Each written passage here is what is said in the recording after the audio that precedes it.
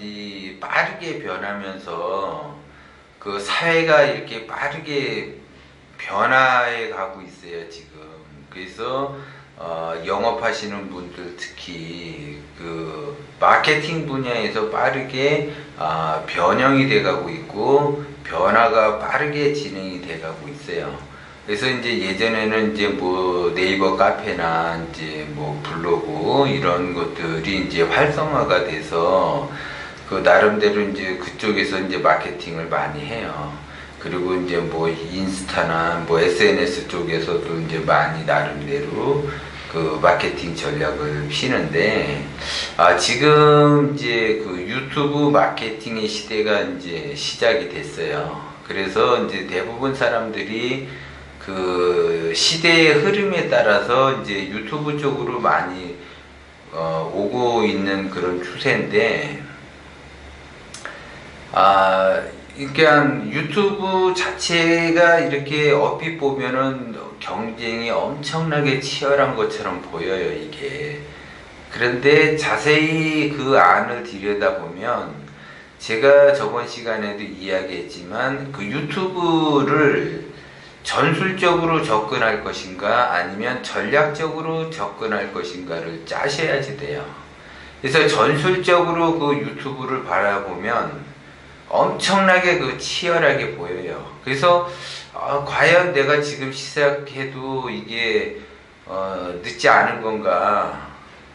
그 엄청난 그 경쟁자를 뚫고 내가 이렇게 좋게 많은 그 구독자를 확보를 하고 많은 조회수를 확보를 하고 많은 그 시청 시간을 확보를 할 수 있을까라는 염려가 많이 들 거예요. 그런데 그게 전술적으로 바라다 보면은 사실 유튜브는 지금 현재 포화 상태라고 보여져요, 그게. 그런데 전략적으로 들어가서 파고 들어가 보면은 이거는 진짜 널려 있어요, 널려 있어. 내가 무엇을 할 것인가, 이게 널려 있어요. 그러면 이제 각자 유튜브를 이제 활용을 해서 유튜브를 하려고 한다면, 나름대로 이제 컨텐츠를 이제 그 찾아가지고 이제 거기에 유튜브 이제 크리에이터 활동을 하려고 하겠죠.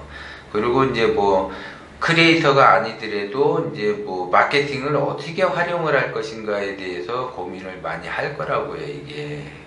그래서 제가 좀 전에 얘기했듯이 전술적으로 들여다보면은 더 이상 포화 상태라 내가 들어갈 그 진입 장벽이 굉장히 높은 거고, 내가 전략적으로 이렇게 봐지면은 굉장히 낮아요, 이게 벽이. 그래서 진짜 누구나 이렇게 쉽게 할 수 있다고요, 이게. 그래서 그 전략적인 그 컨텐츠를 내가 어떻게 짜서 어떻게 활용을 하느냐에 따라서 달라져요. 그리고 이게 전략적으로 보면은 유튜브가 조회수가 많고 구독자가 많다고 해서 성공한 것처럼 보이는데 그렇지 않아요. 어떤 분은 구독자가 10,000명인데도 월 소득이 100에서 200 정도 되는 사람이 있고, 어느 분은 구독자가 10만 명인데도 100에서 200도 안 되시는 분도 있어요, 이게. 그런 게 엄청 그 유튜브 그 수익 창출을 어떻게 내가 만들 것이냐는 그 컨텐츠에 달려 있고, 그 다음에 이제 단순히 구독자를 위해서 내가 크리에이터 활동을 한다. 예를 들어, 그러면 전략적인 그 컨텐츠를 잘 짜셔야지 되고, 그 다음에 이제 나는 뭐 크리에이터 활동이 아니고 그냥 단순히 그 유튜브 마케팅만 활용을 하겠다 하시는 분들이 오히려 더 성공 가능성이 굉장히 높다라는 거죠. 그래서 제가 그 유튜브 관련해서 2분 정도 그 상담을 해드린 적이 있는데, 그분 같은 경우는 실제적으로 유튜브 활동 그 한지 두세 달 정도밖에 안 됐어요. 그런데 부가가치가 벌써 그분 같은 경우는 1억이 넘었어요. 그래서 부가가치를 내가 어떻게 창출을 할 것이냐, 유튜브 활동을 하면서 부가가치를 어떻게 창출을 할 거냐에 따라서 그 유튜브 마케팅이 달라진다는 거죠, 그게. 그래서 유튜브는 꼭 이제 필요한 시대는 왔어요, 이게. 그리고 앞으로 2, 3년이면은, 지금 시쳇말로 이제 586 세대들이 네이버나 이런 그 컴퓨터를 하듯이 2, 3년이 지나게 되면은 이제 거의 유튜브를 한다라고 보셔야지 돼요. 그래서 지금, 시작을 해도 늦지는 않았어요. 그리고 이제 그 늦게 할수록 장벽은 높아지겠죠, 사실. 그리고 이제 내년까지는 어쨌든 간에 유튜브를 시작을 하시는 게 좋아요, 그게. 그래서 2, 3년 후면 엄청나게 이제 그 유튜브의 이제 장벽이 높아지고 그 유튜브 활동하시는 분들이 엄청나게 많기 때문에 이제 그 인터넷으로 보면 내가 인터넷에다가 어떤 글을 남겼다고 해서 누군가가 그 글을 볼 수 있는 그런 장치는 없다고요, 이게.